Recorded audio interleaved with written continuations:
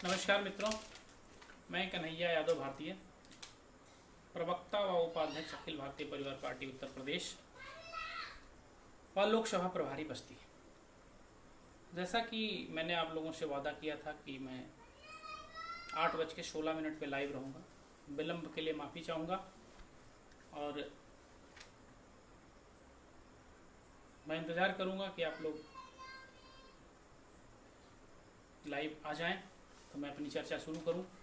मुझे कुछ आज आप लोगों से विशेष चर्चा करनी थी, इसके लिए मैं आपके बीच में हूं फेसबुक लाइव पे।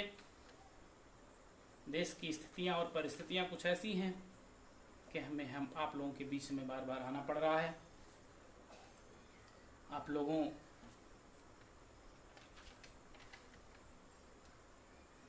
के बीच में मैं अपनी बात शुरू करूं उससे पहले चाहूँगा कि बहुत सारे साथी लाइव आ गए हैं, कुछ लाइव आ रहे हैं, तो मैं सभी साथियों का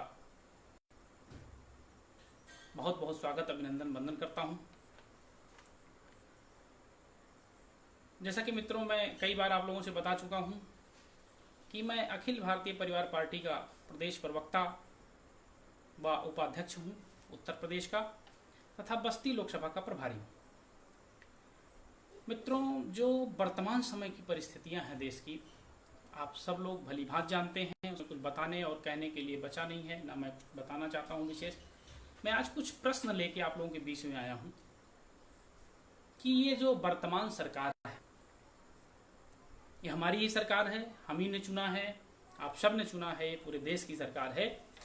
ये जो सरकार है, क्या ये सरकार कोई बड़ा फैसला जब लेती है तो उससे पहले इस सरकार में बैठे हुए लोग, इस सरकार के मुखिया, इस सरकार को चलाने वाले लोग, क्या उस पर कोई चर्चा परिचर्चा विचार विमर्श करते हैं या ऐसे ही जो समझ में आता है फैसला ले लेते हैं?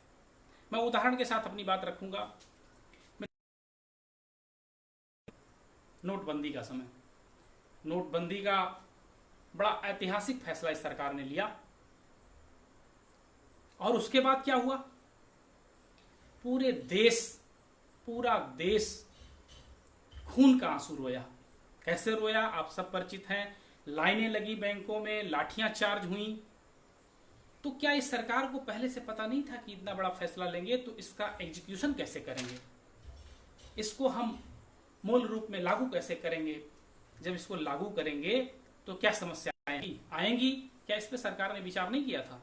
शायद अगर विचार करके इस फैसले को लागू किया गया होता उस समय इतनी समस्या ना हुई होती। दूसरा फैसला, जीएसटी आया। जीएसटी आता है मित्रों, उसके बाद की परिस्थितियां आप सब जानते हैं। अभी तक बहुत सारे व्यापारी साथी जीएसटी को भोग रहे हैं, भुगत रहे हैं।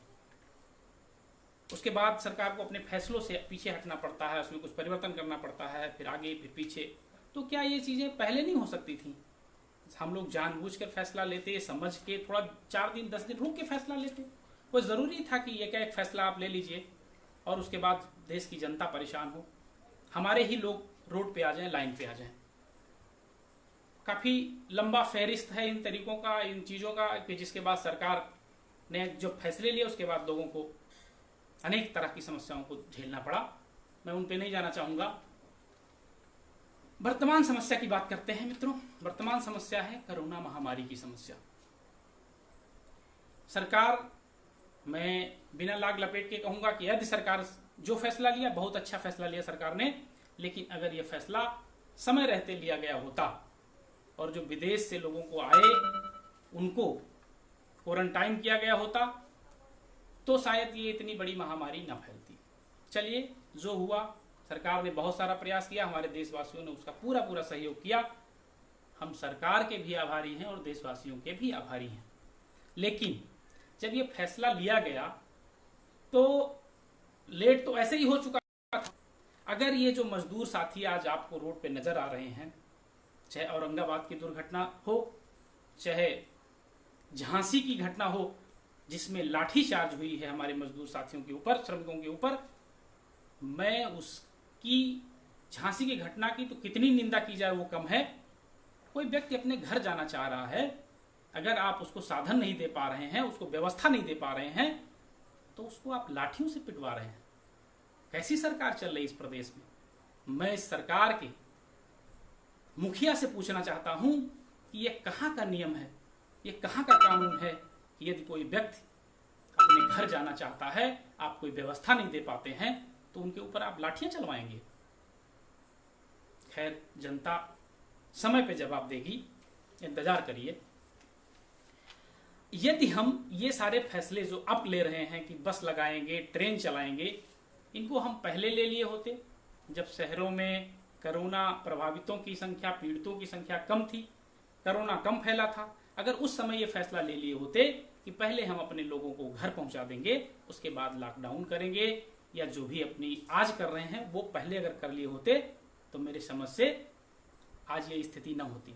मित्रों, मैं आप लोगों का आह्वान करता हूं कि अब तो रोक दिया गया है, हमारी सरकार ने हमारे मजदूरों को रोड पे चलने से मना कर दिया है, प्रशासन ने सख्त हिदायत दी है कि कोई भी मजदूर रोड पर चलता नहीं नजर आना चाहिए। यह प्रशासन को सख्त हिदायत है, उनके लिए व्यवस्था की है सरकार ने, उस व्यवस्था के द्वारा मजदूर अब जा रहे हैं। मैं 2-4 दिन पहले रोड पे था, रहा नहीं गया, बर्दाश्त नहीं हुआ, मैं देखना चाह रहा था कि क्या स्थिति है हमारे साथियों की। कुछ ज्यादा नहीं कर पाया, लेकिन जो संभव हुआ वो किया मैंने। हालात को देख करके आपको आंसू आएंगे। ट्रक पे सरिया लदी हुई है, उसके ऊपर हमारे साथी बैठे हुए हैं, और धूप, इस समय का तापमान आप जानते हैं। कुछ मित्र हमारे, कुछ साथी मोरंग लदी हुई उस पे बैठे हुए मिले मुझे। कुछ पैदल जा रहे हैं, कुछ ठेले से जा रहे हैं, कुछ रिक्शे से जा रहे हैं, कुछ साइकिल से जा रहे हैं, कुछ पैदल चल रहे थे। आखिर क्यों? जब इस देश की सरकार 20 लाख करोड़ रुपए का एक पैकेज देती है, वो पैकेज कब काम आएगा और किसके काम आएगा? अगर हमारे मजदूर साथियों के जो घर वापसी कर रहे हैं मित्रों के काम नहीं आएगा वो पैकेज, तो वो पैकेज हमारे लिए बेकार है।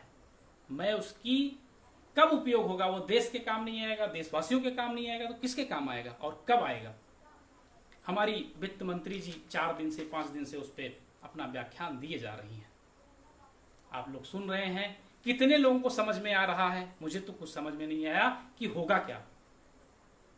आप लोगों को समझ में आया होगा तो आप लोग हमें कमेंट करके बताइएगा कि उस 20 लाख करोड़ में क्या क्या होगा, और आपको क्या मिलेगा और हमको क्या मिलेगा, और ये जो मजदूर साथी रोड पे चल रहे हैं इनको क्या मिलेगा और कब मिलेगा। ये प्रश्न अगर आप लोग सरकार से करते हैं तो सरकार को जवाब देना ही चाहिए इस पर। मैं सरकार के इन सारे निर्णयों का विरोध करता हूं, और विरोध ही नहीं करता हूं, पुरजोर विरोध करता हूं। और मैं पूछना चाहता हूं कि आखिर आपके पास जब इतना संसाधन है, इतनी व्यवस्था है, तो ये कौन लोग हैं जो रोड पे चल रहे हैं और क्यों चल रहे हैं, और जो रोड पे चल रहे हैं उनके ऊपर लाठियां भाजी जा रही हैं। मैं इन सभी कृत्यों का विरोध करता हूं। और आज के दिन में पूरे दिन हमारी पार्टी के 22 राज्यों के पदाधिकारी, सदस्य, साधारण सदस्य से लेकर के सारे लोग आज फेसबुक पर और व्हाट्सएप सोशल मीडिया पर सरकार का विरोध कर रहे हैं, जो आप लोगों को नजर आ रहा होगा।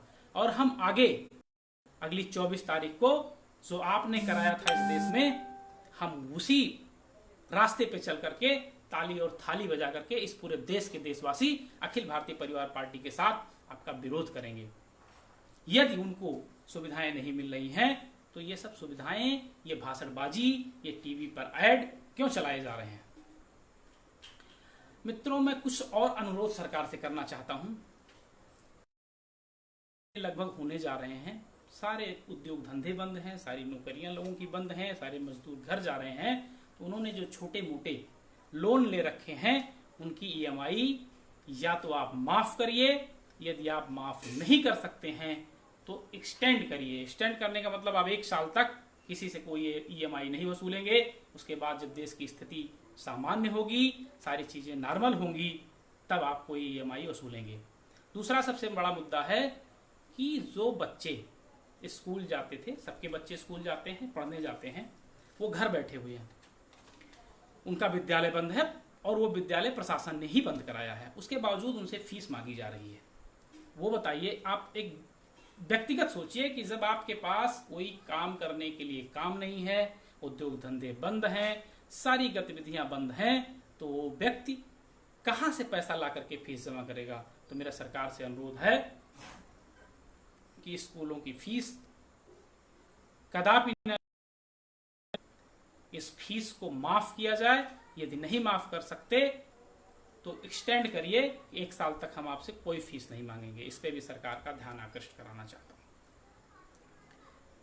मित्रों, बहुत सारे मुद्दे हैं जिन पे सरकार फेल हो रही है और सरकार के इस फेल्योर का जिम्मेदार सरकार के आला लोग हैं, मालिक लोग हैं जो इस सरकार को चला रहे हैं।